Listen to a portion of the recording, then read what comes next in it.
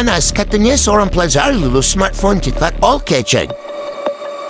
I baru je pick up phone yang I lulus ni. Baru je apply semalam. Hari ni dah dapat call, dah lulus. So I datang dari Setapak tu, naik flight turun kat Cerai tu. Pak betul-betul tu kat depan penara tu.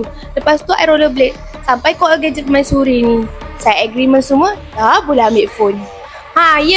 Area Maybank permaisuri ni dekat dengan LRT Salak Selatan. Ya, betul. Yang I lulus ni Oppo Find X9. Phone terbaru Oppo, fresh dari kilang lah.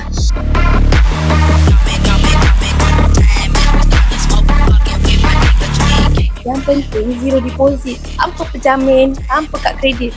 Bulan pertama tak payah bayar, bulan kedua baru bayar.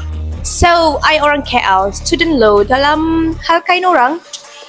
Study dekat KL, takkan dekat Pluto pula Bagi kad pelajar, lepas tu bagi result exam, dah boleh dapat. Yang penting, you all kena 18 tahun hingga 24 tahun sahaja. Stay KL or Selangor je tau. Kamu student, mana dapat duit bayar bulan-bulan ni? Mak tak marah ke? Itu no comment. Terima kasih. Yang I lulus ni Oppo Find X9. Phone terbaru daripada Oppo, fresh dari kilang lah.